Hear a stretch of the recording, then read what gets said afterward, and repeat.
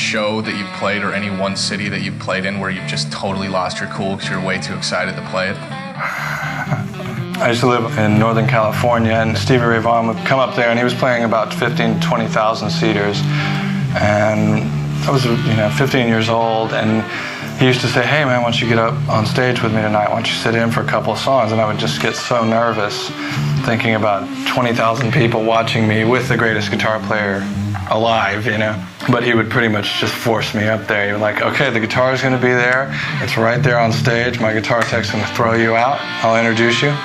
And usually Stevie would sort of egg me on too by saying, before I got up, "The greatest guitar player ever, Doyle Bramhall."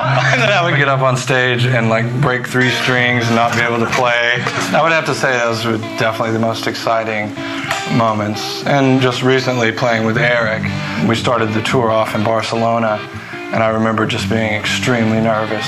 I haven't been that nervous since I was a kid, getting on stage with him, because I just wanted to get it right,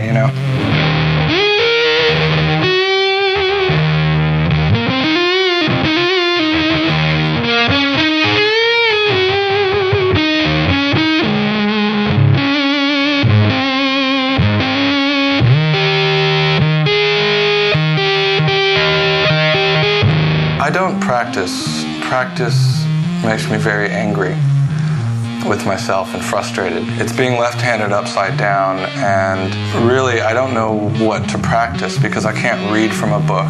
I can't learn from another guitar player because everything is sort of backwards when you look at it because of the way I play. My strings are backwards.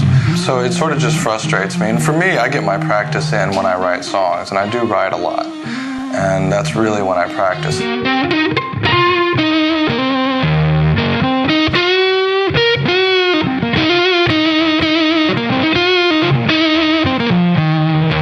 I remember a quote by Pete Townsend. He was asked if he liked guitar players, what kind of guitar players, and he said, "You know what, I don't like guitar players, I like songwriters."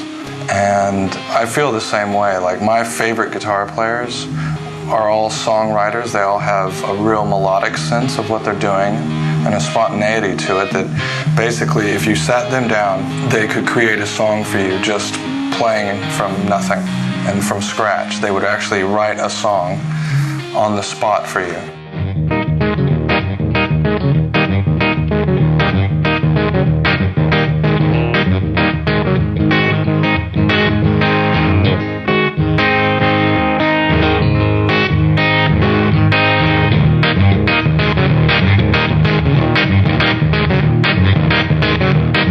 What gives you your ideas for music, and how long does it usually take you to make a song the way you want it?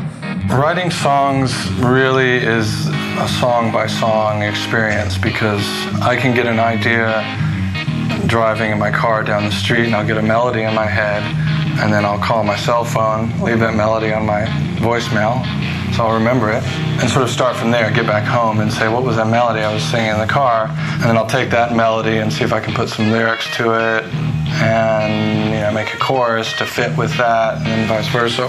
My first 2 solo records that I did, the songs were there, the songs were written, and when we went in I had such an idea because I had worked so much on the demos and the parts were all mapped out that there was some spontaneity to it because I never play the same thing twice.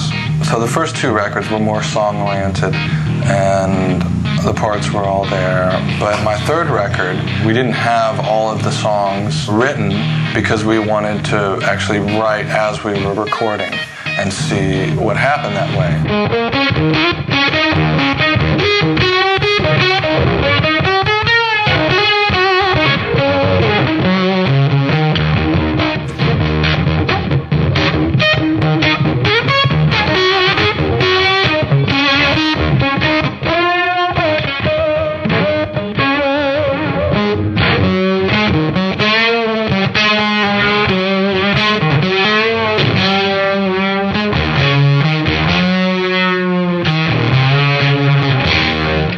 Your slide. Your ring finger mostly? Yeah. You hear a lot of string noise or harmonics behind the slide and you don't mute it. Because some people are really good at muting and they can have it really flat with that all the time.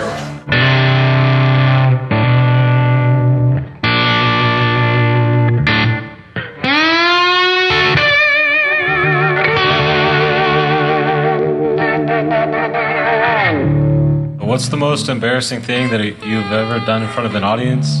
I was in the Fabulous Thunderbirds when I was 18 years old. I had this sort of 80s hairdo. I had this long, thick hair that came down to here, and we were playing an outdoor festival, and the wind started to blow really bad. And I was chewing a huge wad of gum, and my hair flew into my mouth. I was chewing it, and it created this like hair ball in my mouth. And I couldn't get it out of my mouth. I couldn't spit it because it would just hang there in my hair. And so I ended up turning around and had to chew my hair off the gum to throw it out. But I think it was stuck in there for about 5 minutes while I was playing. This is all with having to remember the song I was playing as well, on stage for 100,000 people or something.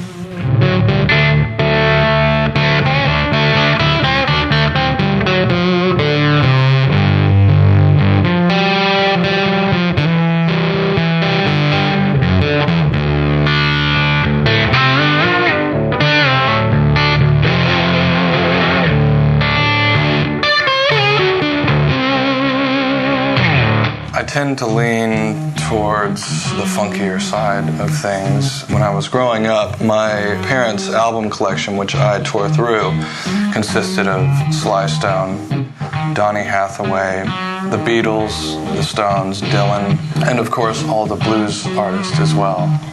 Huge blues catalog. I still listen to Sly Stone records a lot. I listen to them every day. Donny Hathaway was probably my favorite singer, him and Stevie Wonder. Stevie was an unbelievable singer, but he was just the most innovative artist, I think, of our time. The way he recorded, the way he sang as a singer on these amazing chord progressions. Everything was sort of groundbreaking for Stevie. You know, the way he sang, the way he played clavinet, the way he played drums, the way he recorded it, the way he did everything himself had never been done at that point, and still has not been done, I don't think.